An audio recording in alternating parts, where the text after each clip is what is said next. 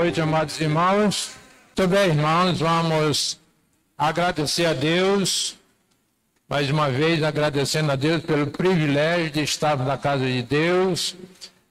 Estamos reunidos pela segunda vez no dia de hoje. E hoje, principalmente, é um dia para mim muito especial, quando é o dia da ceia do Senhor, onde nós podemos se assentar na mesa com o Senhor para ter esse momento tão importante. Para mim é um dia que eu acho muito especial. Se você tiver noção do dia da ceia do Senhor, você pode ter certeza que é um privilégio você se sentar à mesa com o Senhor, para ceiar com o Senhor e anunciar a vinda do Senhor. Então isso é um privilégio muito grande.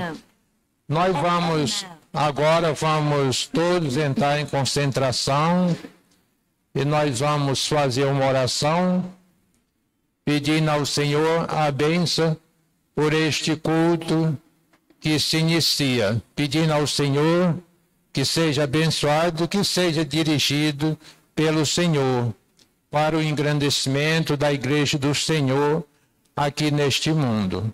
Tá? Então todos entrem em momento de concentração para orar e pedir ao Senhor as bênçãos do Senhor, e também o momento onde os irmãos todos podem entrar em concentração e pedir ao Senhor perdão dos seus pecados.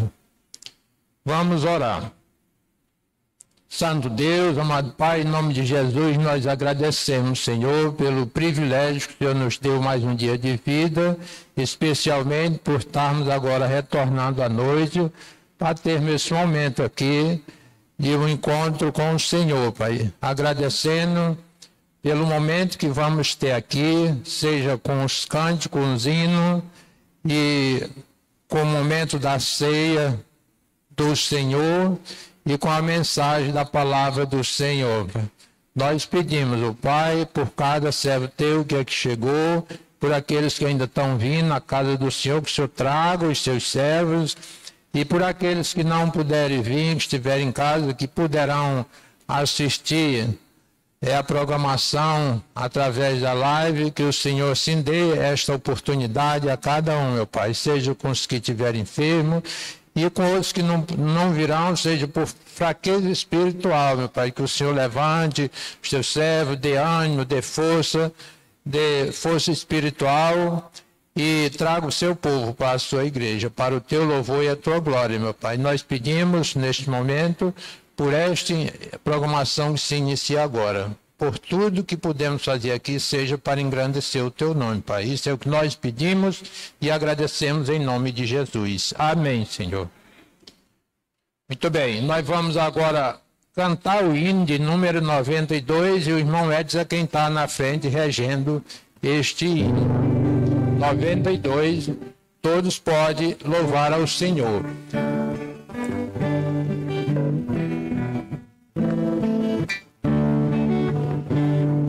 Boa noite, irmãos. 92.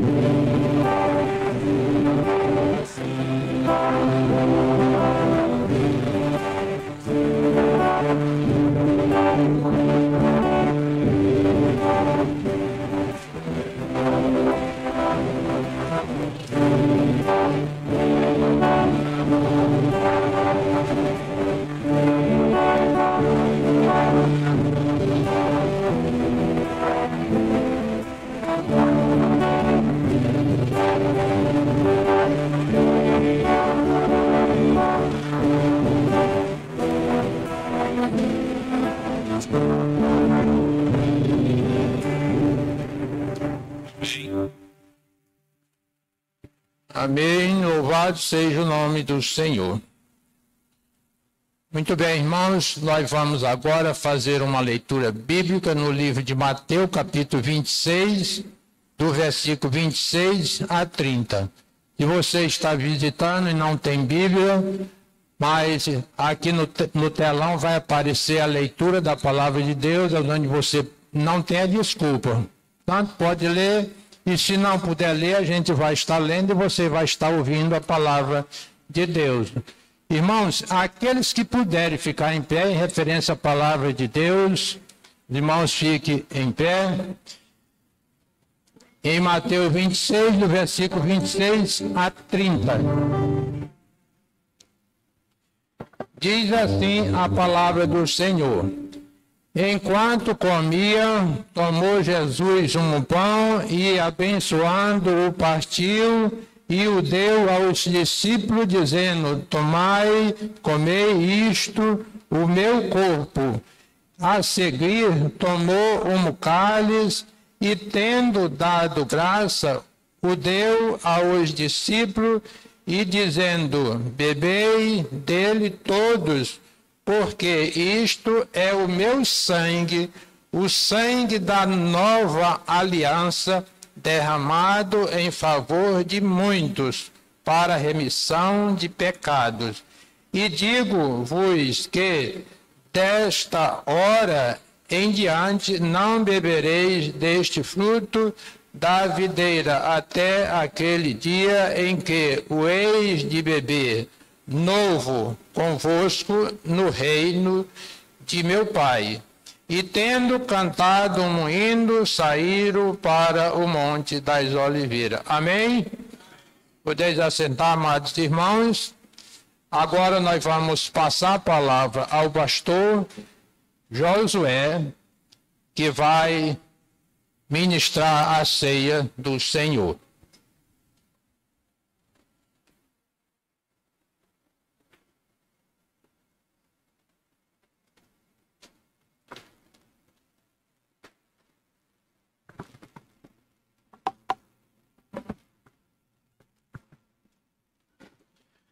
Boa noite, irmãos. Motivo de alegria estarmos na presença de Deus e mais alegre ainda podermos compartilhar desse momento tão especial em nossas vidas, onde iremos cumprir uma ordenança estipulada pelo Senhor, que é a celebração da ceia do Senhor, em memória ao seu sangue e ao seu corpo entregue na cruz do Calvário. Nós iremos, antes de partilharmos da mesa, iremos fazer uma breve consideração na palavra de Deus. E eu convido os irmãos que abram para o mesmo texto, em Mateus capítulo 26, mas nós faremos a nossa leitura a partir do versículo 20. Mateus 26, versículo de número... Vamos para uma leitura mais compreensiva, a partir do verso 17.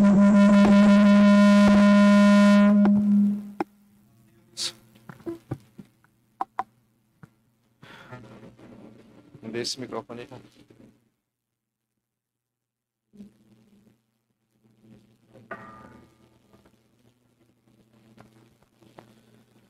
Mateus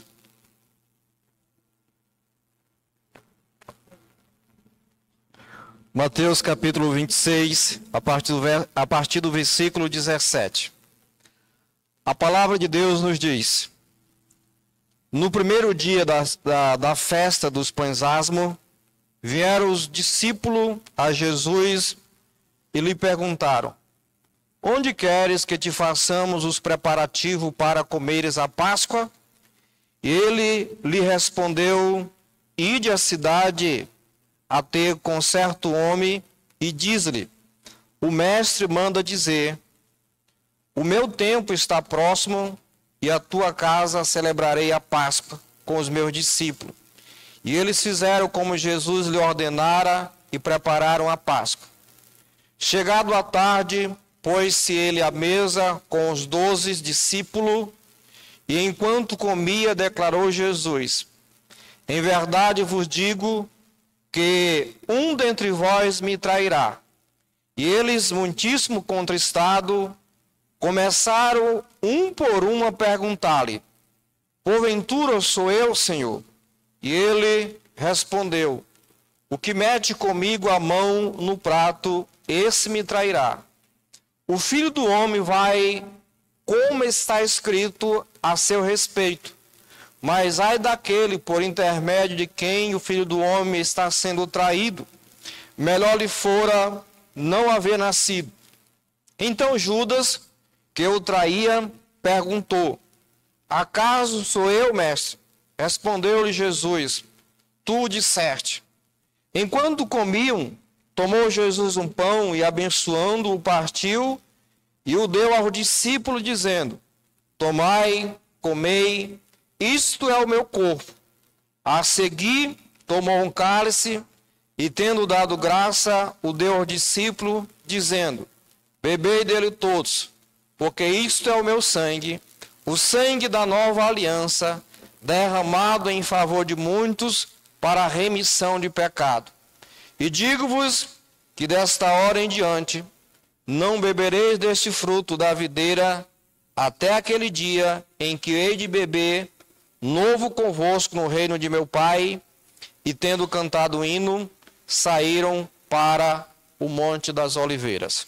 Vamos orar nesse momento, pedindo a graça de Deus, sabedoria, para podermos participar desse momento tão sublime em nossas vidas, que é partilhar o vinho, simbolizando o sangue de Cristo, e o pão, simbolizando o seu corpo.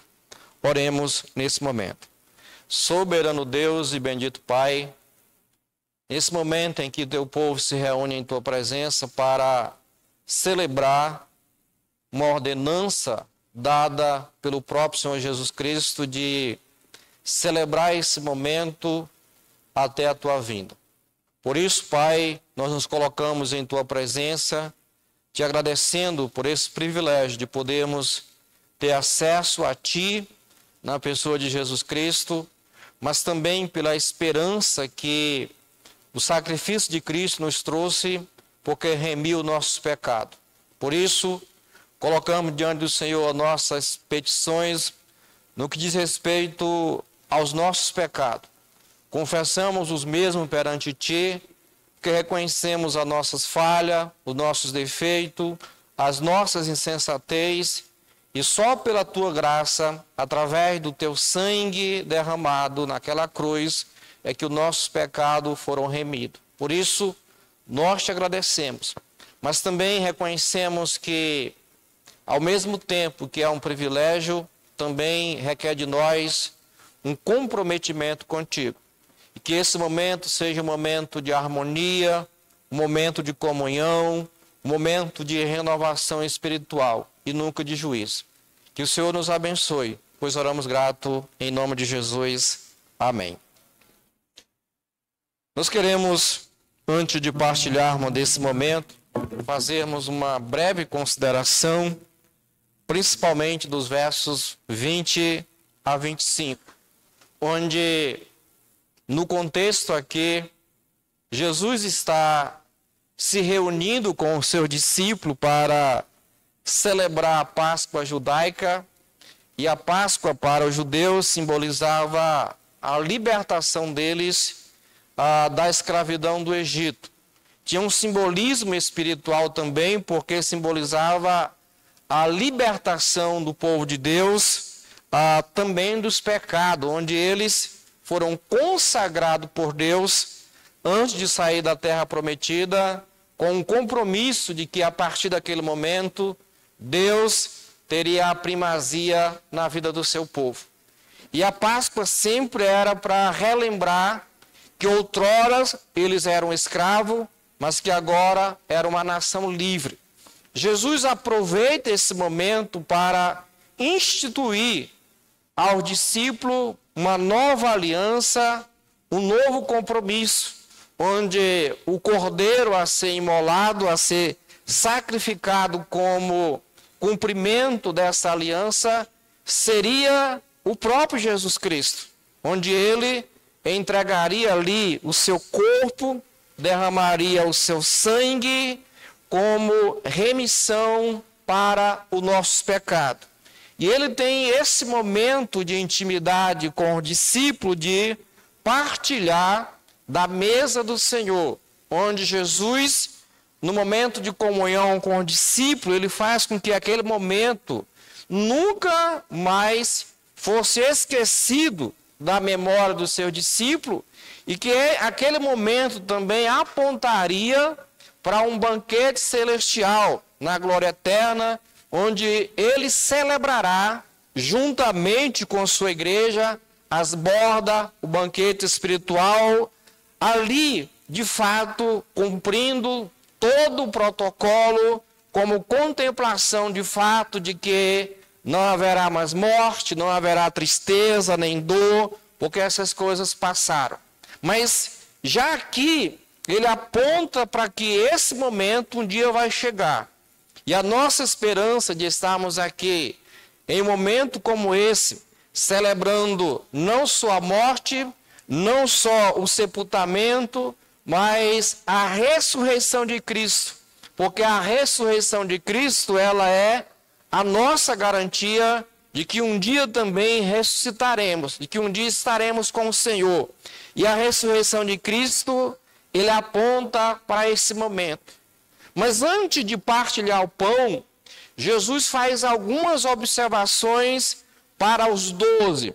Lembrando que os 12 que estavam ali foram escolhidos, como a gente diz, a dedo por Jesus. Os 12 discípulos, os 12 apóstolos. Mas Jesus chama a atenção que mesmo aquele momento fosse um momento de alegria, de comunhão, ele está triste porque um entre eles estaria participando daquele momento, mas ia o trair. Ou seja, o que nós aprendemos é que o que Paulo diz, que antes da celebração da ceia, a gente deve examinar-se a si próprio. Examinai-vos a vós mesmos, essa expressão que ele utiliza. E assim participe do pão e participe do cálice. Porque se a gente não fizer isso, a gente pode incorrer no mesmo pecado que Judas cometeu, o pecado da traição. É possível participar da mesa do Senhor sem considerar o que isso representa. E é por isso que ele diz, um entre vocês que está comigo à mesa vai me trair. E eles começaram a indagar, quem? Será eu? Sou eu, Senhor? Ele diz, o que mete aqui a mão comigo no prato, esse irá me trair. Ninguém entendeu, mas Jesus sabia, e principalmente Judas, porque nos versos anteriores, tinham traído Jesus por 30 moedas de prata. Mas mesmo assim, ele estava naquele ambiente. Ao mesmo tempo que esse momento é um momento de alegria, de renovação espiritual, para aqueles que sabem o verdadeiro significado desse momento aqui, onde eles renovam a sua força, a sua esperança, a sua fé, mas para aqueles que, como Judas, participa também desse ambiente, mas sem considerar o que ele representa, esse ritual, ou esse memorial que nós estamos fazendo aqui, não passa simplesmente de um ritual qualquer. Para nós, como cristãos, isso não pode acontecer. Por isso ele diz: examine-se, pois, o homem a si mesmo. Se estamos à mesa do Senhor para comemorarmos o sacrifício de Cristo, a sua morte, o seu sangue derramado, para a remissão do nosso pecado, não podemos nos apresentar diante da mesa do Senhor com uma vida cheia de pecado. E o que nós queremos dizer com a vida cheia de pecado? Uma vida sem comprometimento com Deus, uma vida sem reflexão, sem temor a Deus, sem obediência a Deus. Simplesmente aproveitamos os ritos que são celebrados e adentramos junto e participamos, mas não causa em nós nenhuma comoção, nenhum temor, e isso não pode acontecer. Paulo diz que quando isso acontece, ao invés de ser um momento de alegria, é um momento de juízo. É um momento onde nós estamos, de certa forma, blasfemando o nome de Jesus e estamos participando da ceia de forma indigna. Por quê? Pecar, todos pecam. Viver na prática do pecado é característica daqueles que nunca tiveram um encontro pessoal com Jesus. Porque se sabemos que Cristo nos purifica de todo o pecado, então antes de participar da ceia do Senhor, a gente deve considerar, pedir perdão a Deus. Deus nos conhece, Ele sabe do nosso coração, Ele sabe do nosso íntimo, e é nesse momento que de forma humilde e humilhante, nós nos colocamos diante de Deus: Senhor, tenha misericórdia de nós. Reconheço que sou pecador, reconheço as minhas falhas, mas eu confio no sangue de Jesus Cristo, que morreu pelo meu pecado e me purificou de toda injustiça. Por isso, não confiante em mim mesmo, mas confiante no sangue de teu Filho, é que eu me prostro diante de ti. Por isso que a ceia, ele tem essas características. É um momento também de reconciliação com Deus. É um momento onde nós pensamos sobre tudo que Cristo padeceu. Por quê? Porque a Bíblia diz: faça isso até a vinda do Senhor. Porque senão a gente esquece. E a ceia do Senhor serve para lembrar. Cristo morreu. Ele foi sepultado. E ele ressuscitou para a glória de Deus. E por sua graça e misericórdia, nós temos então essa esperança em Cristo. Não podemos, assim como Judas, participar desse momento sem nem ter um pouco de remorso. Participar como se nada tivesse acontecendo. E ainda perguntar: será que sou eu, Senhor? Porque o ser humano, ele é egoísta. E uma das características do ser humano é a hipocrisia. Ele sabe como ele tem agido, como ele tem tratado a família, como ele tem se comportado, mas ele é capaz de se esconder por trás de um ritual. E Jesus deixa bem claro: um dentre vocês está me traindo, ou vai me trair. Por isso ele diz: cuidado, porque quem me trai é melhor que não tivesse nem nascido. No sentido de que quem não reconhece o sacrifício de Cristo, ou que diz que reconhece e continua na prática do pecado, ele está blasfemando de Deus. Ele está escandalizando, está traindo o nome de Jesus. E o resultado é que ele diz que Deus trará, aliás, juízo sobre essas pessoas. Portanto, não podemos, como Judas, simplesmente participar sem nenhuma consideração. E aproveitando esse momento, nós iremos, como a Bíblia manda a gente examinar a nós mesmos. Os irmãos, de forma individual, podem curvar sua cabeça e, em espírito de oração, peçamos a graça e a misericórdia do Senhor sobre as nossas vidas, considerando o que a Bíblia diz: examine-se, pois, o homem a si mesmo. Lembrando do exemplo de Judas, é possível participar da ceia do Senhor, é possível estar diante da mesa do Senhor e mesmo assim um coração longe. É possível participar de um ritual que é costume para aqueles que veneram a Deus de forma verdadeira, mas isso não quer dizer que nós também façamos isso. Portanto, de uma forma particular, Judas acompanhou os ensinamentos de Jesus. Ele viu os milagres de Jesus.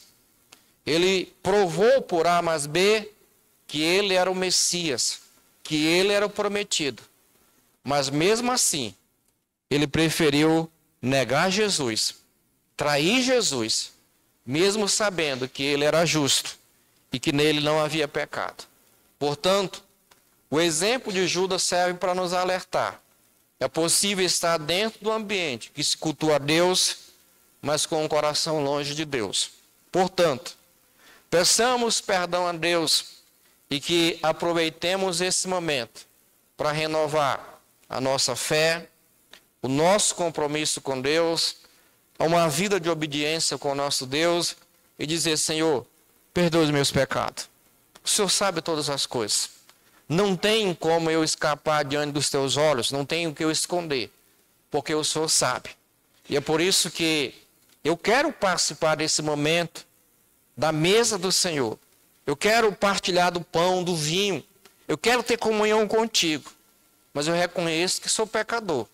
Ao fazer isso, você vai estar confessando os seus pecados e pedindo perdão a Deus. E a Bíblia diz que se nos humilharmos diante da presença de Deus, Ele nos exaltará. Portanto, que Deus nos abençoe em nome de Jesus e que nós possamos então valorizar o privilégio que temos de participar da celebração da ceia do Senhor. Que Deus nos abençoe em nome de Jesus. Amém. Nesse momento, vou convidar o corpo diaconal para que a gente distribua os elementos da ceia, o pão e o vinho. Enquanto isso, nós iremos cantar o hino de número 142, Pão da Vida.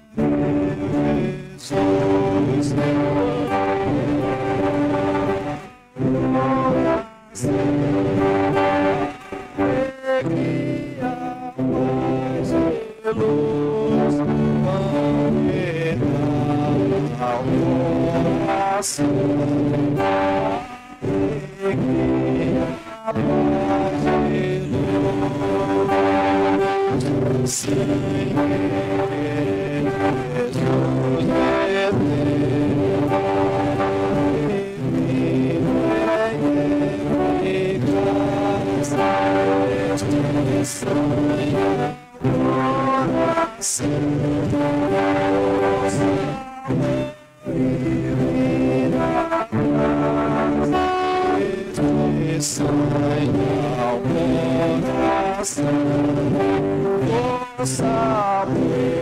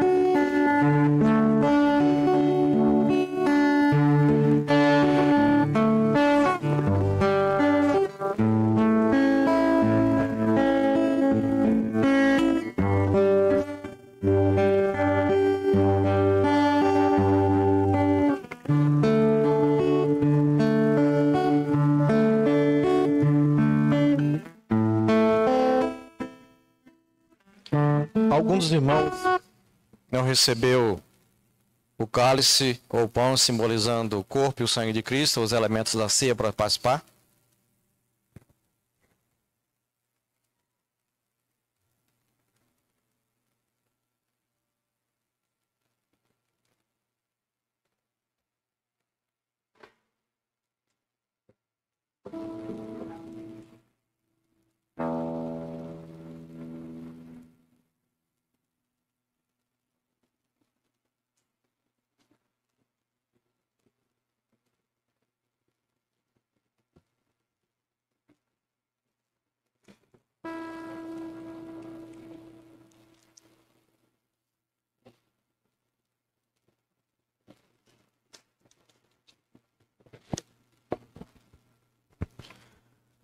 A palavra do Senhor nos diz, em 1 Coríntios capítulo 11, a partir do versículo 23.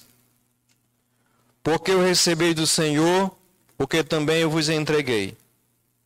Que o Senhor Jesus, na noite que foi traído, tomou o pão, e tendo dado graça, o partiu e disse: Isto é o meu corpo, que é dado por vós, fazei isto em memória de mim. Em memória do corpo de Cristo, celebremos o pão, simbolizando o seu corpo.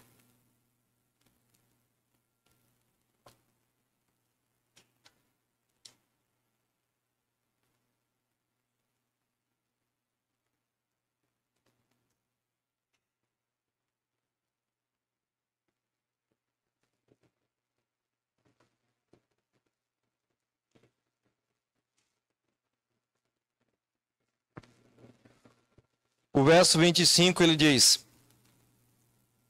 Por semelhante modo, depois de haver ceado, tomou também um cálice, dizendo: Este cálice é a nova aliança no meu sangue.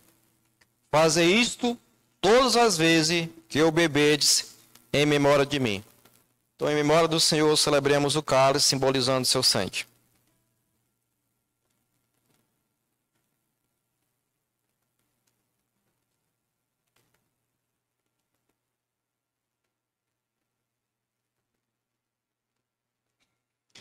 Porque todas as vezes que comerdes este pão e beberdes o cálice, anunciai a morte do Senhor, até que ele venha.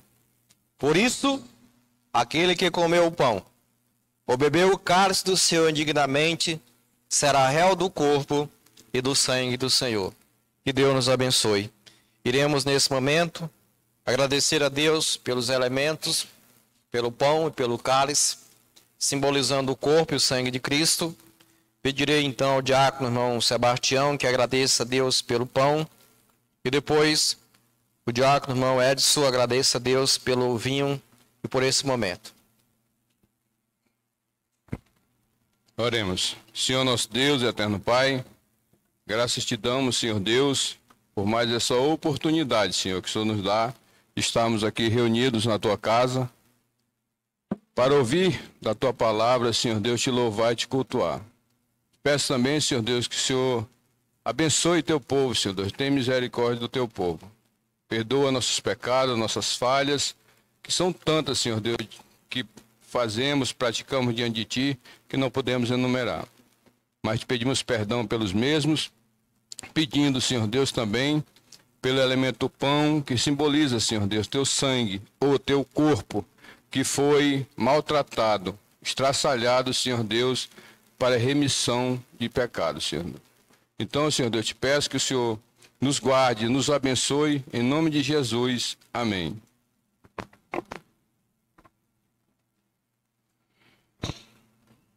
Glorioso Deus, nosso Pai Celestial, nós tivemos mais esse privilégio de participar, ó Deus, da ceia do Senhor, e agradecemos, ó Deus, pelo teu povo que se faz presente. Ajuda, nosso Deus, que jamais haja entre nós pecado que nos afaste dessa comunhão com o Senhor. Abençoa, Pai querido, para que possamos estar vencendo, ó Deus, tudo aquilo que atrapalha a nossa boa comunhão com o Deus que nós servimos. Obrigado, ó Deus, pelo teu sangue derramado em favor de nós. Não deixa, ó Deus, que a gente possa esquecer de tamanho sacrifício. Perdoa os pecados do teu povo e nos ajuda a cada dia a caminhar de forma decente diante do Deus que nós servimos. Em nome de Jesus nós oramos. Amém.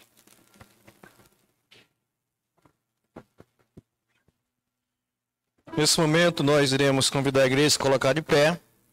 Iremos cantar o hino 123, Bendito Cordeiro.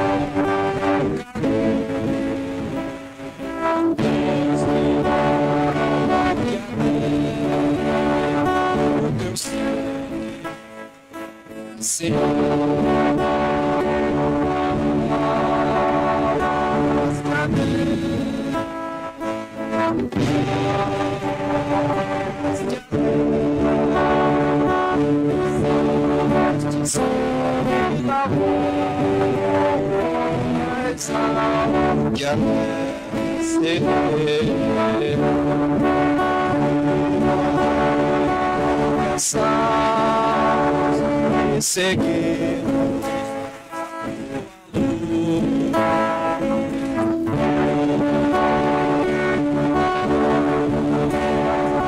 purificas Jesus, sim, o pecado, esse amor,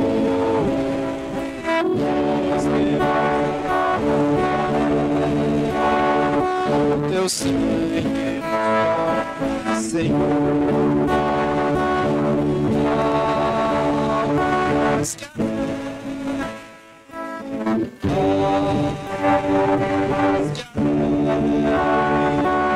se este sangue lavar e a leve serei. Amém. Podemos assentar. Obrigado ao corpo diaconal pelo auxílio. Nesse momento, vou passar a palavra para o dirigente, diácono João Francisco, que dará continuidade à programação.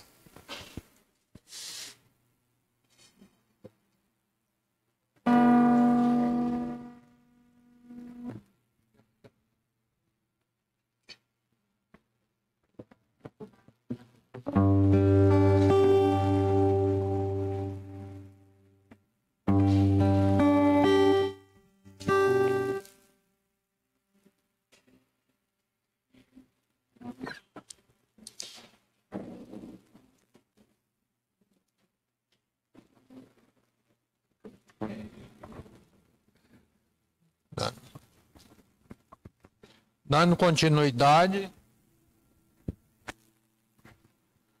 nós vamos chamar o João Lucas e a Vanessa, que vão estar no tempo de coros.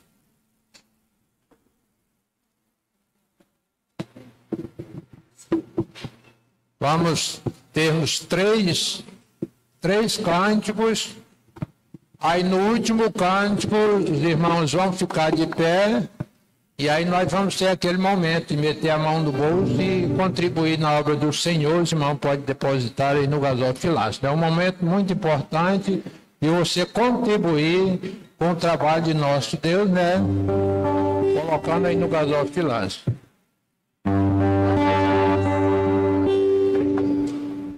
Boa noite.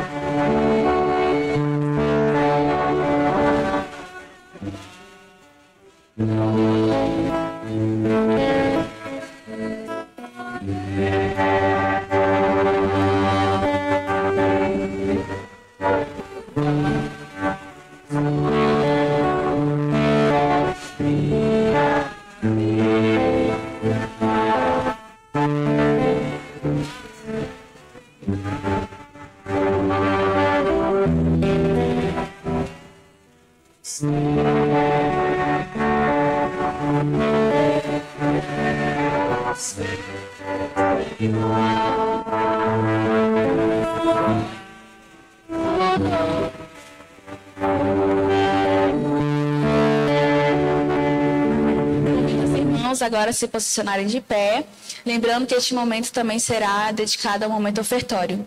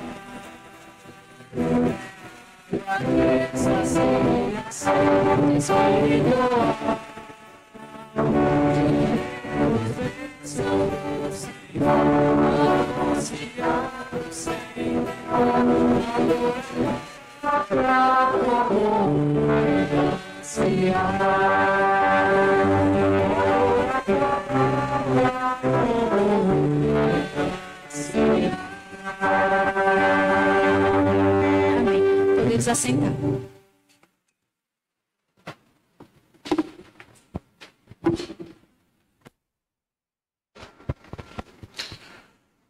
Também agradecemos por esta primeira parte. Agora nós vamos passar a palavra ao pastor Josué, que vai dar continuidade, fazer a divisa e trazer o recado da palavra do Senhor. E os irmãos podem permanecerem na mesma referência que está, que Deus agradece.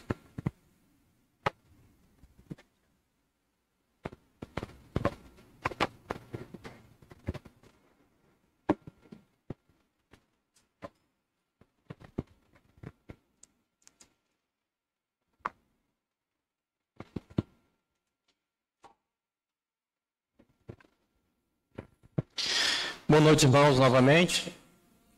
Louvado seja Deus por esse privilégio de podermos estar aqui na casa do Senhor. Louvamos a Deus porque hoje pela manhã tivemos um bom número, na manhã na EBD.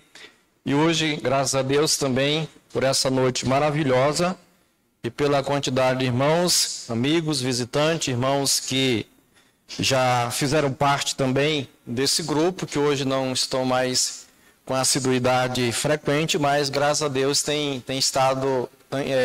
vindo de forma recente a casa do Senhor. Então nós queremos agradecer a presença de todos os irmãos, amigos, membros congregados e dizer da nossa alegria em tê-lo aqui conosco, ok? Então que Deus abençoe ricamente, que você possa estar sendo edificado com a palavra de Deus e que possa crescer na graça e no conhecimento de Cristo, ok? Antes da nossa divisa, irei passar algumas informações. Desde domingo passado, eu refrisei principalmente para os senhores, os homens da igreja. Próximo domingo, segundo domingo do mês, nós, como é de costume da igreja, fazemos um culto de adoração a Deus em virtude de gratidão a Deus pelas mães. Então, próximo domingo não será diferente. Então, desde já, convidamos a todos aqui presentes, também as mães, se façam presentes no próximo domingo. Teremos um culto de adoração a Deus, de gratidão por cada mulher valorosa que foram instrumento de Deus para agraciar esse mundo com filhos e cooperaram então em suas formações. Então todas as mães estão sendo convidadas. Por isso, se a festa é em homenagem às mães, os pais são convidados a cooperar. Então, se você quiser ajudar, tá certo? Depois da programação próximo domingo, teremos um momento de confraternização e os jovens, os homens, os senhores são convidados a cooperar. Então, procura a irmã Ana de forma voluntária. O que você puder cooperar será bem-vindo, ok? Então, procura a irmã Ana que vai dar todas as informações, tá bom? Outro aviso também, antes que eu esqueça, após a programação de hoje. Todos os casais da igreja permaneçam para a gente acertar um detalhe com relação ao nosso encontro de casais, tá bom? Nesse momento iremos fazer a nossa divisa. As crianças de 0 a 4 anos de idade, do berçário, está sob a responsabilidade da irmã Luana e da irmã Eliette. Se tiver criança nessa faixa etária, né?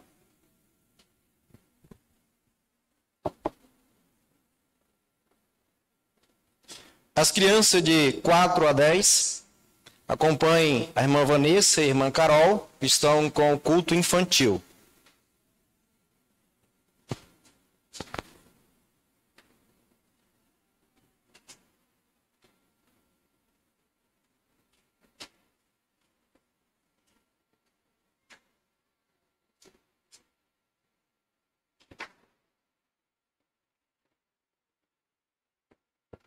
Os de 11 até 100 permanece aqui, tá bom? Então, se você está nessa faixa etária, então fica aqui, aproveite o tempo. Nós iremos meditar agora na palavra de Deus e convido os irmãos que abram a palavra do Senhor para o livro do profeta Ageu. Ageu, capítulo 2, iremos fazer a leitura dos versos 20 a 23.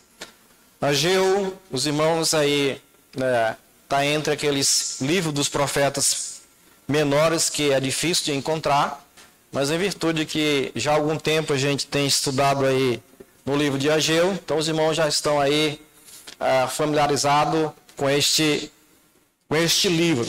Fica depois de Sofonias. Você pergunta, pastor, onde é que encontra a Sofonia? Aí complica, né? Ageu, capítulo 2, versículo 20 a 23. Convidamos aqueles que forem encontrando a se colocarem de pé em reverência à leitura da palavra de Deus. Ageu, capítulo de número 2, verso 20 a 23, diz assim a palavra do Senhor. Veio a palavra do Senhor segunda vez a Ageu, ao 24º dia do mês, dizendo: Fala a Zorobabel, governador de Judá, farei abalar os céus e a terra, derribarei o trono dos reinos e destruirei a força dos reinos das nações, destruirei o carro. Aliás, vou ler novamente o versículo 22. Derribarei o trono dos reinos e destruirei a força dos reinos das nações. Destruirei o carro e os que andam nele, os cavalos e os seus cavaleiros cairão um pela espada do outro. Naquele dia, diz o Senhor dos Exércitos, tomar-te-ei, ó Zorobabel, filho de Salatiel, servo meu, diz o Senhor, e te farei como um anel de selar, porque te escolhi, diz o Senhor dos Exércitos. Vamos orar nesse momento pedindo a graça de Deus, sabedoria para a compreensão e a prática da sua palavra. Oremos. Bendito Deus e Senhor misericordioso, em tuas mãos e em tua presença nesse momento nós queremos agradecer por tudo que o Senhor já nos permitiu realizar nesse recinto, como a celebração da ceia, os cânticos, os hinos, as ofertas. Tudo que nós fizemos aqui foi para a glória do teu nome, para o louvor do Senhor. Por isso, receba a nossa adoração e nos ajude, ó Pai, a compreender a tua palavra e a praticá-la. Pedimos, nesse momento, a direção do teu Santo Espírito para que nos conduza a toda a verdade, para que de bom grado possamos entender e praticar, mas me usa como instrumento em tuas mãos para falar aquilo que convém a sã doutrina. Oramos grato e confiante, no nome de Jesus. Amém. Podemos assentar. Nesta noite nós esperamos concluir o livro do profeta Ageu. Não deu tempo domingo passado, então nós iremos fazer hoje uma breve revisão do que nós já compartilhamos com os irmãos neste livro. Tem apenas 2 capítulos, mas de uma preciosidade e de uma grandeza muito importante, porque se trata da palavra de Deus. E o tema do livro de Ageu é dando a Deus a devida importância. Deus levanta o seu profeta para trazer uma mensagem de exortação ao seu povo que estava sofrendo pelo fato de não estar considerando esse mandamento, onde Deus é merecedor de toda a honra, de toda a glória. Ele deve ser a primazia em nossas vidas, deve ser o centro das atenções, ele deve ter a prioridade do nosso tempo, dos nossos recursos, e em nossas vidas o objetivo de vivermos é para a glória do Senhor. Então Deus levanta o seu profeta para trazer essa mensagem e lembrar Israel que eles não estavam dando a Deus a devida importância. Ageu exerceu o seu ministério num período chamado pós-cativeiro, aquele período em que Israel, após retornar do cativeiro, eles estão ali eufóricos, alegres, por estarem retornando à sua terra natal, por poder retornar à sua pátria, e eles quiseram compensar o tempo, reconstruindo a cidade, reconstruindo os muros, tentaram reconstruir a economia, estão eufóricos, mas daqui a pouco essa euforia deu espaço para a decepção, para a tristeza. Eles não estavam vendo o fruto dos seus trabalhos, e o linguajar que ele mostra aqui para nós entendermos era como se alguém que comesse, mas não saciava a fome, bebia, mas não matava a sede. Era como se colocasse o dinheiro aí no saquetel ou no bolso furado. Não estavam vendo o fruto do seu trabalho. E o povo começa a indagar o porquê daquela situação. Por que eles plantavam, por que eles trabalhavam, por que eles se esforçavam, mas mesmo assim estavam infelizes, mesmo assim não viam fruto do seu trabalho. Por isso, mesmo que a profecia ela é diretamente para Israel naquele momento, o livro de Ageu ele ultrapassa tempo. Parece que é como se o profeta também estivesse falando diretamente para nós nessa mesma situação, que assim como Israel, nós esquecemos de dar a primazia para Deus. E o resultado disso é que somos infelizes, porque nenhum sucesso material compensa o homem que está afastado de Deus. O povo questiona Deus. Deus levanta o seu profeta para mostrar que a causa principal de eles estarem sofrendo é porque eles não estavam dando a Deus a devida importância. De que forma? Eles se preocuparam em reconstruir os muros, a cidade, mas se esqueceram de reconstruir o templo do Senhor. E essa é o principal, aliás, esse é o principal motivo de Deus levantar o seu profeta. Deus diz para Israel: enquanto o meu templo continua em ruína, não tem como vocês prosperarem, não tem como vocês se darem bem. E a justificativa que Israel deu pelo fato de não haver reconstruído o templo é porque não tinha recursos, ou porque ainda não tinha sobrado tempo. E eles então foram protelando, deixando a reconstrução dos muros para segundo plano. É coincidência hoje? Não. Assim como Israel, as pessoas têm se preocupado em estudar, que não é errado, em se formar, em ter uma boa profissão, em construir uma família, e o tempo vai passando e a gente vai alertando, e assim como Israel, eu não tenho tempo.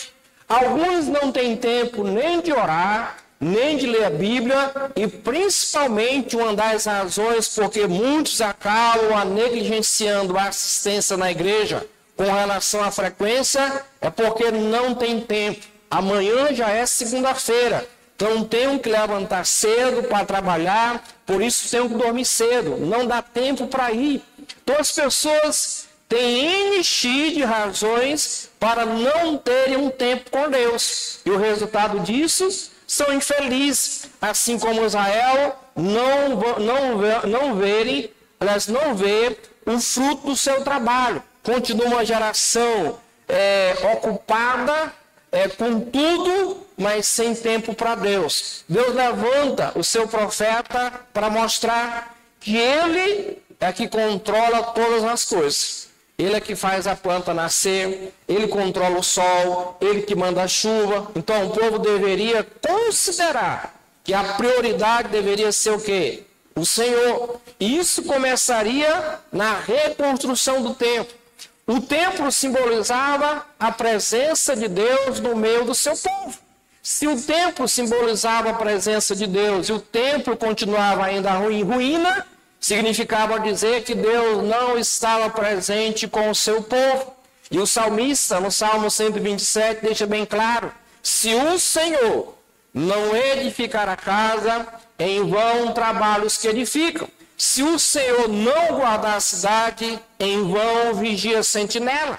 Então ele deixa bem claro que não compensa, que não há realização pessoal fora da vontade de Deus. Por mais que você protele, por mais que você proteste, por mais que você vá adiando esse tempo com Deus, você não terá paz enquanto você não reconstruir um relacionamento com Deus. Isso acontece também, assim como Israel, para quem já experimentou uma conversão em Cristo. Talvez você já participou aqui, já foi membro, já se envolveu, mas por N possibilidades ou razões, hoje você está afastado não só da igreja, mas principalmente dos caminhos de Deus. Assim como Israel, você tem consciência de que não há felicidade fora da vontade de Deus, mas continua protelando.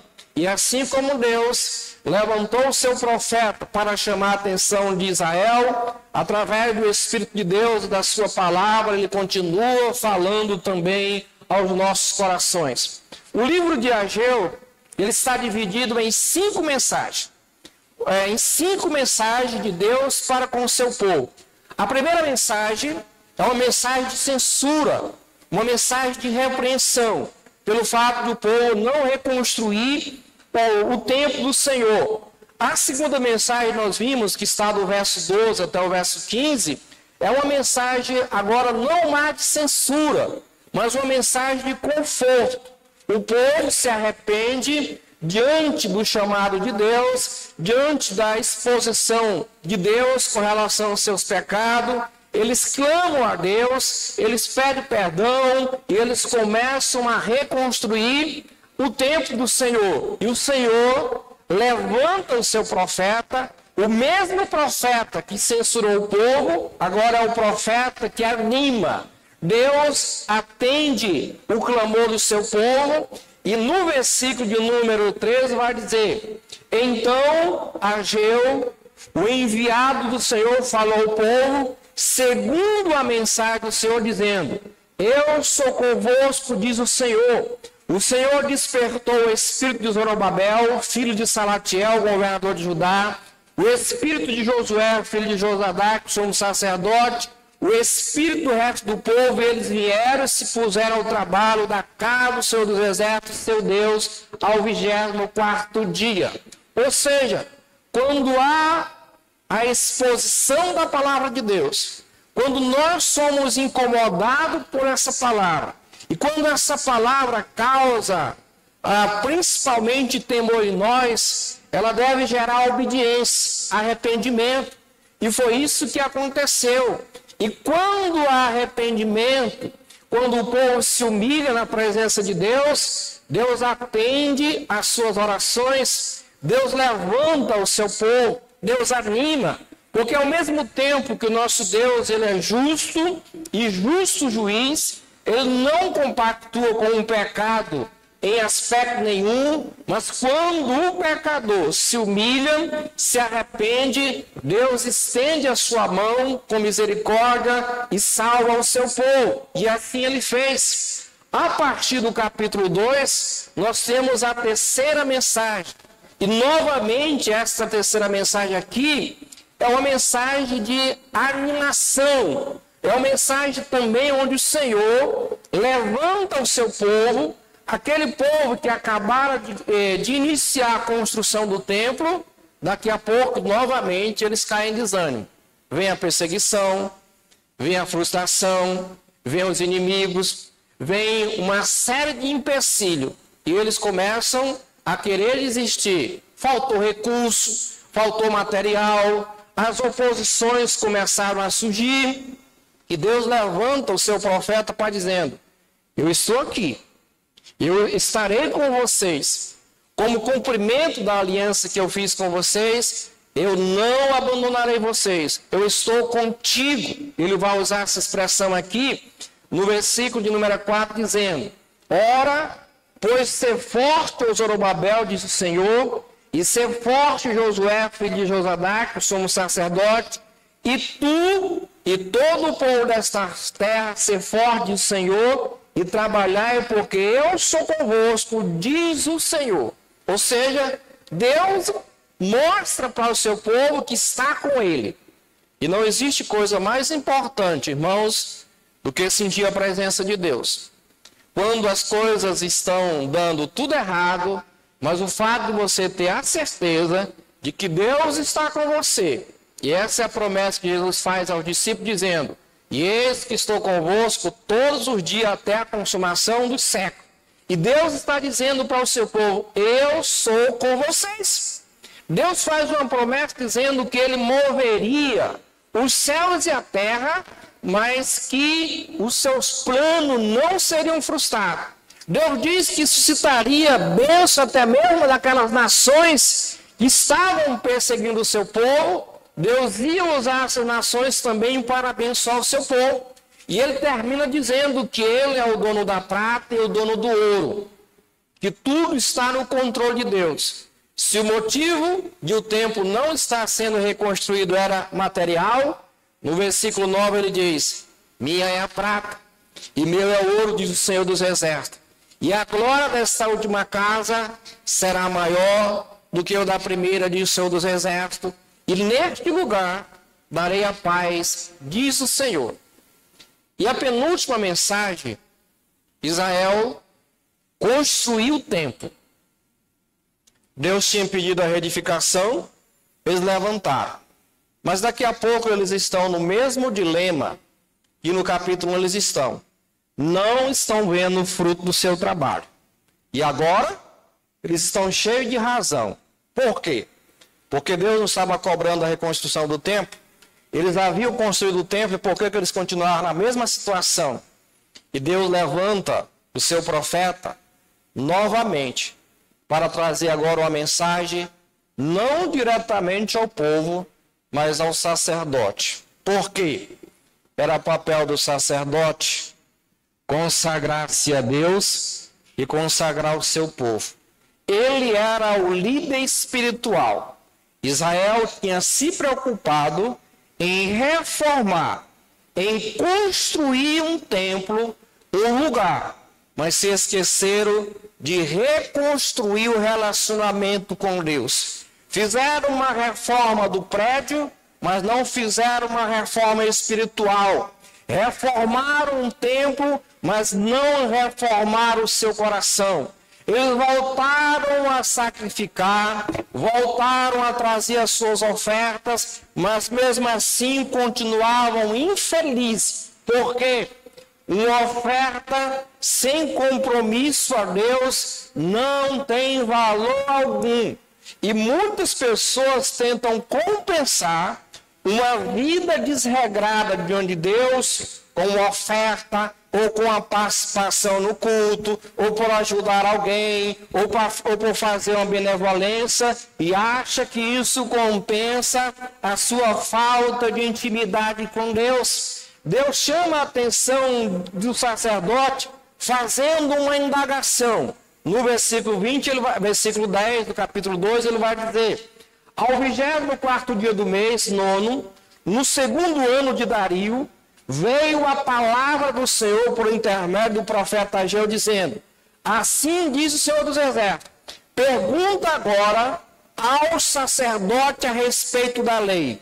Se alguém levar carne santa na hora de suas vestes, e ela vinha tocar o pão, ou no cozinhado, ou no vinho, ou no azeite, ou em qualquer outro mantimento, ficará isto santificado? Responderam os sacerdotes, não.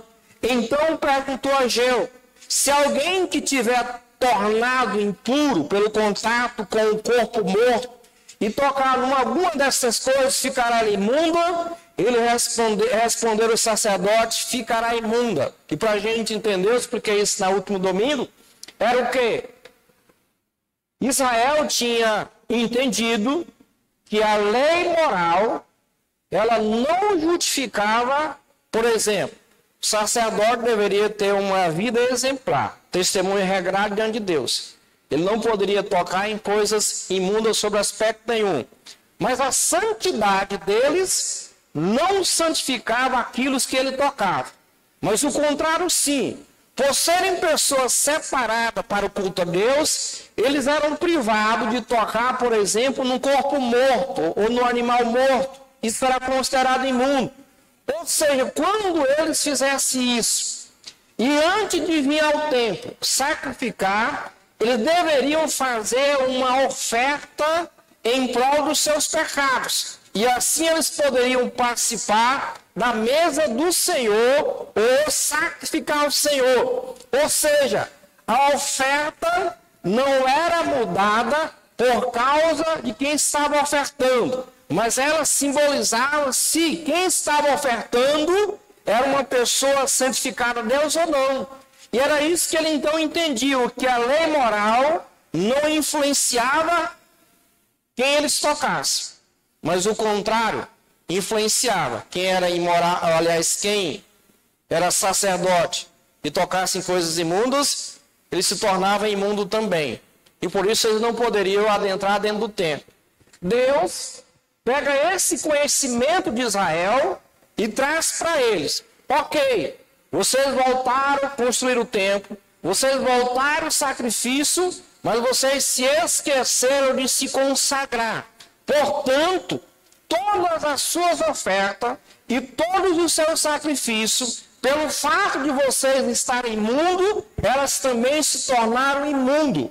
O que isso significa? Significa dizer que alguém sem comprometimento com Deus, ele pode ter boas intenções e fazer até boas ações, mas isso diante de Deus não tem valor algum. E era isso que Deus queria chamar a atenção do seu povo. Vocês estão sacrificando, sim. Vocês reconstruíram o templo, sim. Mas vocês se esqueceram de considerar o principal sacrifício, que é em propiciação dos vossos pecados. Antes de vocês entrarem aqui no templo, vocês devem se santificar, porque eu sou santo.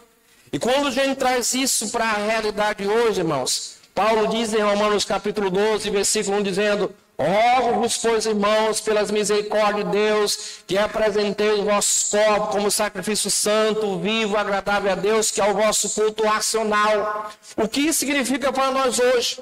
Nós, assim como Israel, temos um privilégio de servir a Deus através das ofertas, dos dízimos, através de nossas obras, através das nossas ações sociais. Mas isso não terá valor algum se o nosso coração não tiver depositado, no sentido aqui, voltado para Deus. Todas as nossas ações não têm valor algum. Nós podemos, como eu disse domingo passado, nascer dentro da igreja, casar na igreja, morrer dentro da igreja, ser sepultado até dentro da igreja. Mas se o nosso coração está longe de Deus, é o mesmo que acontece com Israel aqui. O templo bonito, lugar propício, mas Deus mesmo assim estava longe do seu povo. E um exemplo bem claro disso está, eu quero compartilhar com vocês, vá para o livro de Gênesis, lá para o capítulo 4, onde nós iremos encontrar, por exemplo, a Bíblia vai descrever aqui o primeiro homicídio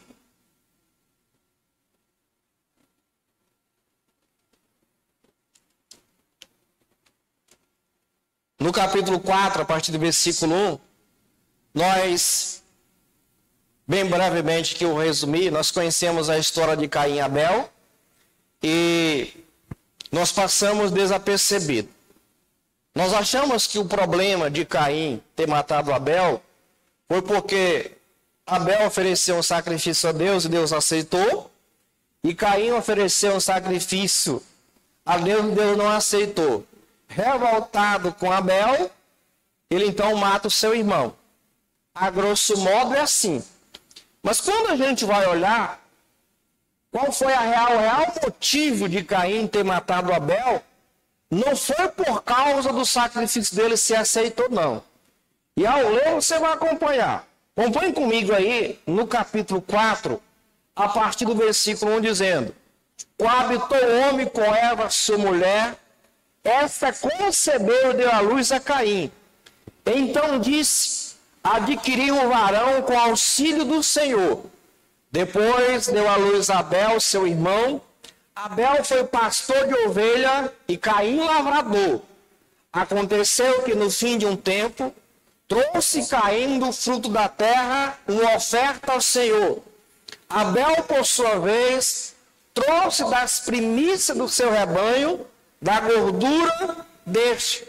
Agradou-se o Senhor de Abel e de sua oferta. Se nós lermos a grosso modo, iremos então interpretar que foi isso o motivo de Caim matar seu irmão. Um era lavrador e o outro era pastor. Se Caim era lavrador, ele ia oferecer o quê? Do fruto da terra. Se Abel era pastor, ele ofereceu o quê? Animal, um cordeiro, uma ovelha.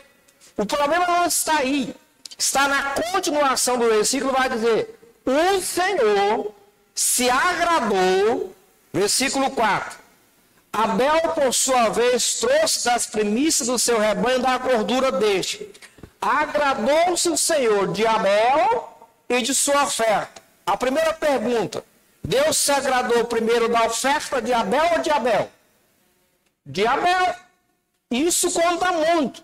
E a continuação do versículo vai dizer no versículo 5: ao passo que de Caim e de sua oferta não se agradou. Irou-se, pois, sobremaneira Caim, e decaiu-lhe o semblante.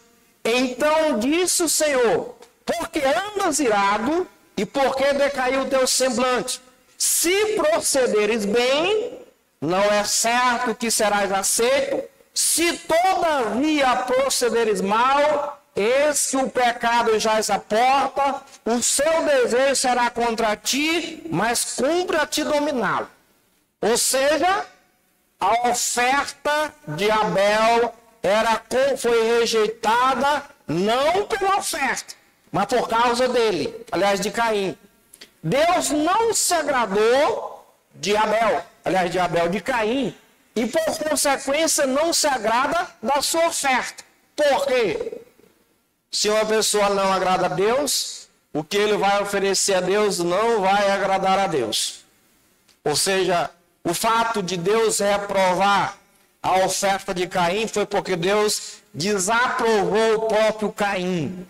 Deus recebeu a oferta de Abel porque Deus se agradou de Abel. O procedimento de Caim foi que lhe afastou de Deus e não a sua oferta. A sua oferta representava aquilo que ele era. Ou seja, o que nós podemos aprender aqui é que Deus não está preocupado com o que você pode dar ou deixar de dar. Porque as pessoas tentam compensar, muitas vezes quando se fala sobre oferta e dízimo, às vezes então daqui, já que é uma exigência, mas não é. Se não é de coração, e antes de nós oferecermos a Deus qualquer coisa, seja um cântico, seja um sacrifício, seja o que for, a nossa adoração que vai ser apresentada a Deus, Deus observa ante o nosso coração. Do contrário, assim como ele rejeitou a oferta de Caim, ele rejeitará. Porque Deus quer um coração comprometido com ele. Israel não tinha aprendido isso, portanto estava sofrendo. Não são as nossas ofertas, é o nosso coração.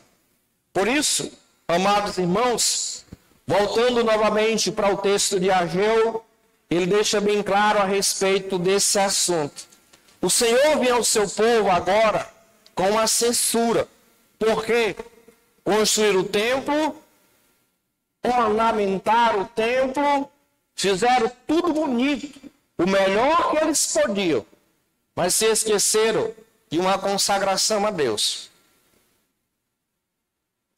E isso, quando a gente traz para a realidade de hoje também, não é diferente. Você pode ter sido uma bênção aqui anteriormente, mas se hoje você se encontra afastado de Deus, esse sacrifício que você fez não tem valor algum. Não tem.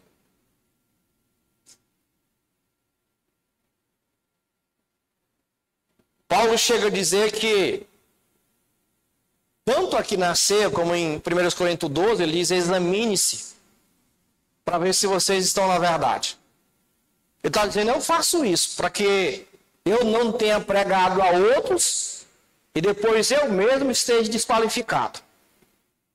Quem dá primazia ou dá a Deus a devida importância, a primeira coisa que ele faz em sua vida é a consagração a Deus. Porque ele sabe que Deus vê todas as coisas. E a primeira coisa que Deus olha é o nosso coração. A nossa vida. Com as nossas ofertas a gente pode enganar os outros. A gente pode se enganar a si mesmo, pode enganar as pessoas, mas a Deus ninguém engana. E era isso que ele chama a atenção de Israel. No versículo 14 ele diz: então prosseguiu, Ageu capítulo 2, versículo 14. Então prosseguiu Ageu: assim é este povo, e assim é esta nação perante mim, diz o Senhor. Assim é toda a obra das suas mãos, e o que ali oferece, tudo é imundo. Jesus condena os fariseus, os escribas, conhecedores da palavra, zelosos, bom testemunho diante das pessoas, eram considerados espirituais, mas Jesus chama de hipócrita. Porque ele compara eles em Mateus 23 como sepulcro. Ele usa a expressão de sepulcro caiado. Por fora, uma beleza. Por fora, ornamentado. Mas por dentro, ele diz, estão podres. A ideia aqui é que o exterior dele, a aparência, era algo invejável. Mas o coração era imoral, era incrédulo, o coração era faccioso, o coração era cheio de adultério, um coração que não perdoava. Isso também pode ser um erro muito grave. Pessoas que aparentam uma falsa piedade, mas que na verdade por trás, como diz o ditado, desce a lenha nos outros, fala mal de todo mundo. Na frente não fala, mas por trás fala. Também isso é sepulcro caiado. Isso é hipocrisia. Muitas vezes, como eu disse na quinta-feira passada, são pessoas que com a mão constroem, mas com a língua derriba. Com palavras, com ações, são pessoas caridosas, mas a língua é veneno de víbora, como o Tiago vai descrever. Isso é hipocrisia também. Ele chega a dizer lá em Tiago, como da mesma fonte pode jorrar água doce, salgada? Não pode. Como que com a mesma boca nós bendizemos a Deus, oferecemos sacrifício a Deus, e com a mesma nós destruímos ou falamos mal do nosso irmão, criado à semelhança de Cristo? Isso, conforme Ageu, é deixar de dar a Deus a devida importância. Isso, conforme Ageu aqui, é religiosidade.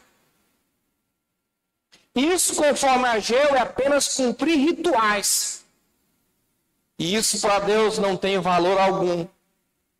Quando nós pensamos ainda aliás, mês passado, que foi falado muito sobre a paixão de Cristo, a Páscoa, Antes de Jesus ser crucificado, quando ele entra em Jerusalém, o povo clama, estende ramos, bendito Hosana, né? Trataram Jesus como rei.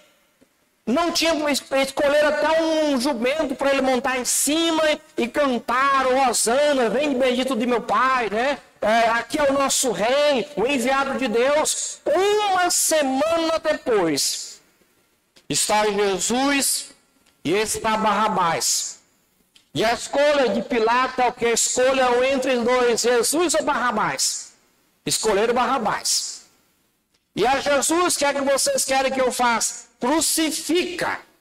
Por isso Jesus diz, esse povo honra-me com os lábios, mas o seu coração está longe de mim e em vão me adoram. Um coração voltado para Deus é um coração obediente, é um coração temeroso. Um coração obediente a Deus é evidenciado através de suas ações. Um coração devotado a Deus é um coração que perdoa.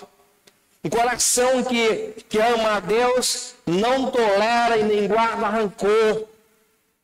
Porque senão nós estaremos então oferecendo sacrifícios imundos. Estamos estudando aqui domingo de manhã falando sobre reciprocidade. E o lema é: perdoe uns aos outros. O lema é: ame uns aos outros. O lema é: console uns aos outros. O lema é: conforte uns aos outros. Porque fazendo isso, cumprireis a lei de Cristo. Porque do contrário, como é que nós dizemos que amamos a Deus a quem nunca vimos e odiamos o nosso irmão criado à imagem e semelhança de Deus? Ele chama isso de mentira, hipocrisia. Ele vai chamar isso em 1 João de assassinato. A hipocrisia faz com que nós cantamos um cântico, por exemplo, bem conhecido: se você me ama, meu irmão, estenda para mim a sua mão. Dê um abraço, um sorriso, um cumprimento, mas na prática isso está longe. São pessoas que não auxiliam os que estão precisando e ainda têm a facilidade de machucar, de ferir, de guardar rancor. A gente chama isso de hipocrisia. Portanto, o templo estava bonito, mas o culto a Deus continuava feio.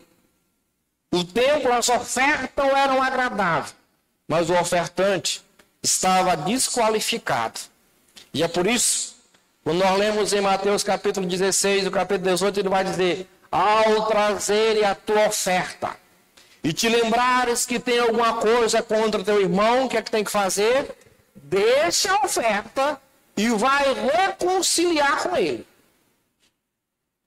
Porque senão Deus não aceitará. A hipocrisia, irmãos, tem tomado conta do coração de muitas pessoas.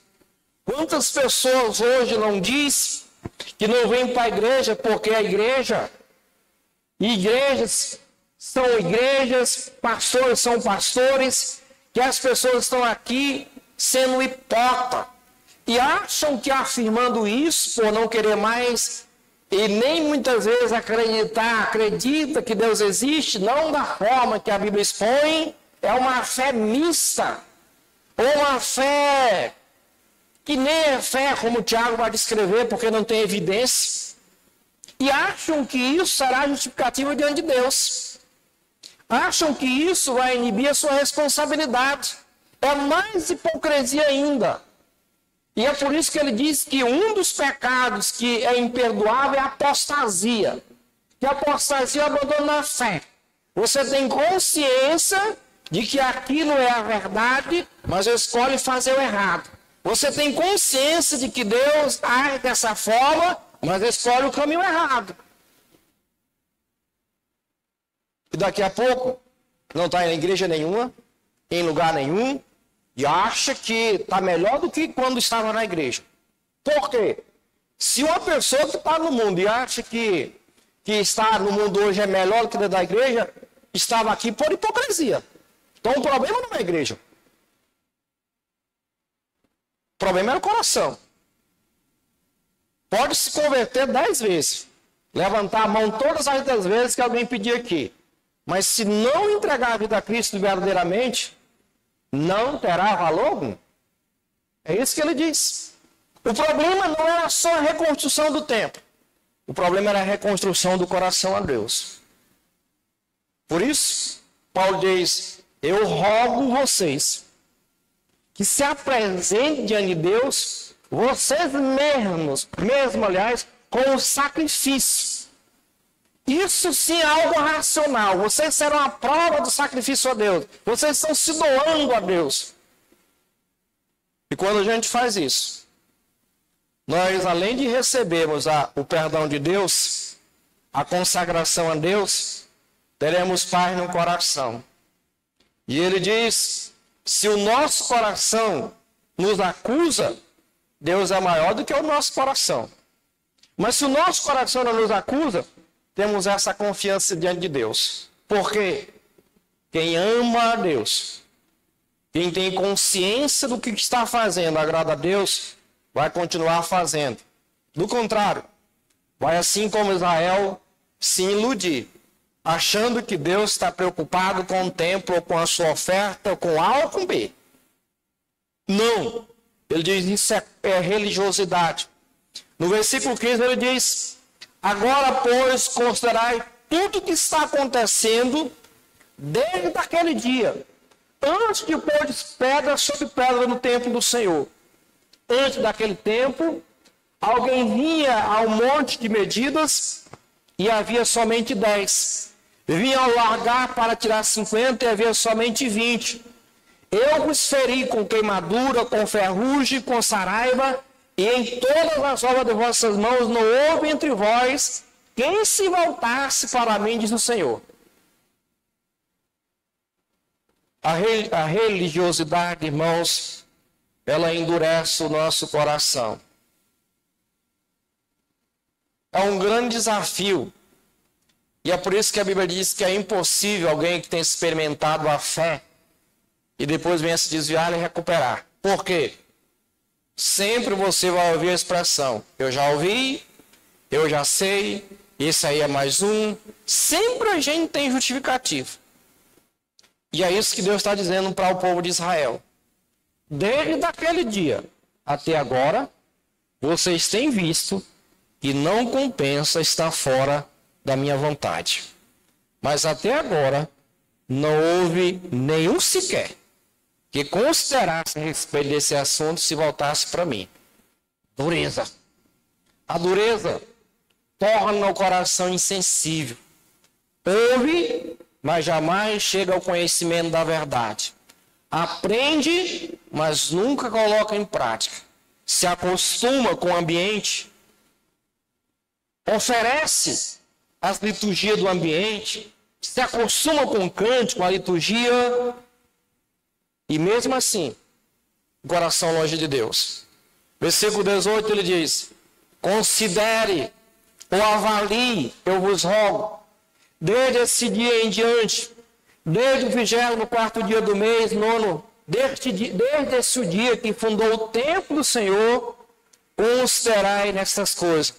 Já não há semente no celeiro, além disso a videira, a figueira, a romeira e a oliveira não têm dado os seus frutos. Mas desde esse dia eu vos abençoarei. O que ele está dizendo é que não há realização pessoal fora da vontade de Deus. Mas a partir daquele momento, do momento em que o povo se volta para o Senhor, ele vai dizer, a partir de agora, olhe, avalie, se não vale a pena me servir. Avalie a vida de quem ama a Deus. Passa por problema? Sim. Tem decepções? Sim. Mas ele tem permanência, ele tem fidelidade, ele tem compromisso, ele não abandona a fé. Mas do contrário, ele vai dizer, não compensa. E por último, ele conclui, na quinta mensagem, que eu vou ser bem breve aqui, fazendo uma promessa a Zorobabel. Zorobabel era o governador.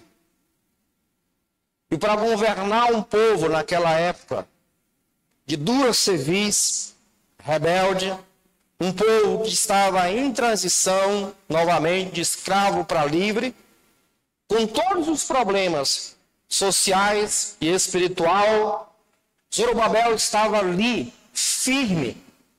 E Zorobabel, então, talvez foi convidado, no sentido aqui, tentado, aliás, não convidado, tentado a desistir. Porque no momento como esse, irmãos, há muitas críticas, há muitos apontadores, mas poucas pessoas que assumem a responsabilidade. E por isso Deus termina a profecia de Ageu fazendo uma promessa a Zorobabel, dizendo que estaria com ele, que usaria o seu servo para que através dele os planos de Deus pudessem ser confirmados. E nessa época, o povo pensou que Zorobabel fosse o Messias prometido, porque eles esperavam alguém que ia restaurar, restabelecer a ordem de Israel. Se um governador consegue então reconstruir os muros, reconstruir o templo, então estão dizendo, será ele? Ou é ele o Messias prometido? E ele deixa bem claro que não, que apenas seria instrumento. Olha o que ele diz no versículo de número 23.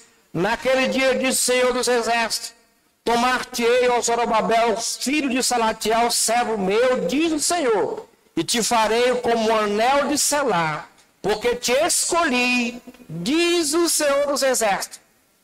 Zorobabel estava aqui testificando e apontando para Jesus Cristo, o Messias, o prometido de Deus, que ia trazer paz aos corações contristados, que trará então justiça a esse mundo corrupto. Ou seja, desde o Antigo Testamento, tudo o que estava acontecendo e aconteceu fazia referência a Jesus. Por isso, o que ele então nos ensina aqui é que aqueles que querem viver uma vida piedosa vão ser perseguidos, mas não desista, permaneça firme. Assim como ele disse que seria com Zorobabel, quando a gente traz isso para a realidade e aplica aos nossos corações, tenha certeza também, Deus vela por aqueles que não abandonam o seu chamado, que não abandonam a sua fé. Deus pode lhe usar, como usou Zorobabel, para que o seu plano se confirme através da sua vida e da sua fé. Portanto, concluindo, o livro de Ageu nos ajuda a priorizar a Deus e a sua obra. Nos ajuda a dar a Deus a devida importância, a considerar que a nossa devoção e adoração a Deus tem que tomar a primazia, o centro para nossas vidas. A oração, a leitura, a prioridade nos trabalhos da igreja, a oração devocional com Deus deve tomar a primazia em nossas vidas. Não podemos nos acostumar achando que a espiritualidade só acontece aqui. E esquecemos de, durante toda a semana, voltamos para as coisas seculares, esquecemos de orar. Isso é deixar de priorizar a Deus.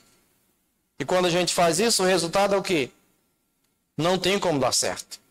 Portanto, Ageu nos ensina a priorizar o reino de Deus. E é isso que Jesus diz. Buscai primeiro o reino de Deus, a sua justiça, e as demais coisas vos serão acrescentadas. Que Deus nos abençoe com a sua graça e misericórdia. Isso também demonstra que a palavra é viva e eficaz. Algo que foi profetizado há mais de 4.000 anos atrás, ainda ecoa em nossos corações o mesmo chamado de Ageu. Dê a Deus a devida importância. Não cultue a Deus apenas na forma religiosa, mas cultue a Deus de forma sincera, em espírito e em verdade. Que Que Deus nos abençoe, em nome de Jesus. Amém e amém. Vamos orar e depois passaremos os avisos finais e agradecendo a Deus pelo tempo que tivemos. Senhor nosso Deus e Pai, nós somos gratos a Ti por Tua palavra. Sabemos que a Tua palavra, ela é viva e eficaz. Reconhecemos também que assim como Israel tinha deixado de dar a Deus devida importância, não reconstruindo o templo, mas preocupado apenas nos seus afazeres, nos seus trabalhos, nós também incorremos nesse erro. Então nós pedimos ao Senhor, perdoe nossos pecados. Fale conosco através da Tua palavra. Restaura o nosso coração. Traz de volta o fervor, a alegria, a motivação de Te servir. Nos ajude a oferecer a Ti sacrifícios verdadeiros, compatíveis com a Tua palavra. Nos ajuda a sermos não apenas religiosos, mas praticantes da Tua obra. Abençoe também aqueles que estão fracos na fé, aqueles que, assim como Israel, experimentaram da Tua graça já, mas que hoje se encontram afastados dos Teus caminhos. Que eles possam entender que não compensa estar fora da vontade de Deus.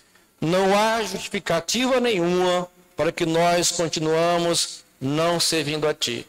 Que o Senhor possa dar ânimo também para aqueles que estão fracos. Que o Senhor, assim como fortaleceu Zorobabel, possa fortalecer os Teus servos a continuar firme, constante e sempre abundante na Tua obra. E é assim que nós oramos e agradecemos, no nome de Jesus. Amém. Nesse momento estamos chegando então ao final da nossa programação de hoje. Lembrando então os irmãos que quinta-feira temos culto de oração, sábado temos clube bíblico aqui na igreja, temos a reunião de adolescentes também, temos a programação dos jovens também no sábado. No sábado também, a partir das 11h30, teremos a programação da Sociedade Feminina na residência da irmã Elza. Então, as senhoras estão sendo convidadas para se fazerem presente e até onde eu sei é um almoço. Eu até me coloquei à disposição também para ir ajudar, né? Ok? Lembrando, então, os irmãos que domingo tem ABD pela manhã, à noite, culto de louvor e adoração a Deus. E também culto e gratidão a Deus pelas mães. Então, todas as senhoras, senhores, jovens, adolescentes estão convidados a se fazer presente também no próximo domingo, ok?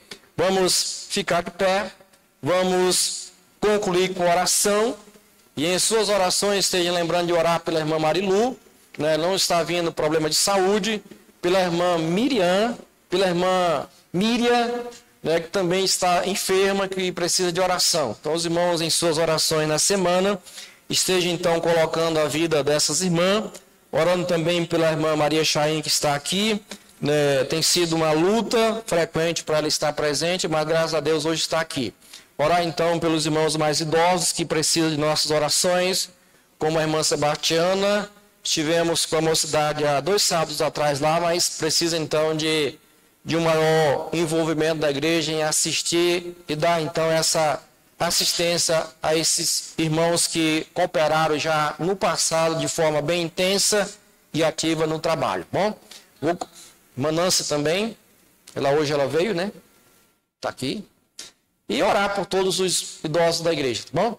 Concluir com oração, convidar então a pastor Giovanni, que agradeça a Deus, e encerre para essas bênçãos do Senhor. Lembrando que após a oração, após os irmãos aí se cumprimentarem, os casais da igreja estão sendo convidados para uma pequena reunião, tá bom? Vamos orar.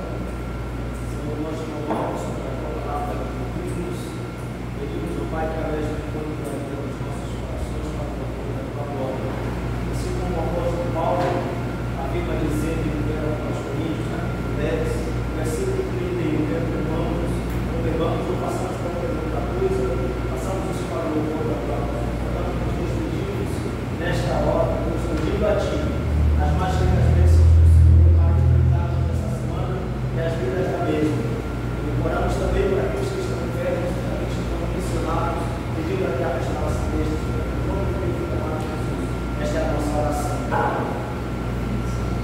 Amém. Que Deus abençoe. Boa noite a todos. Obrigado pela sua presença.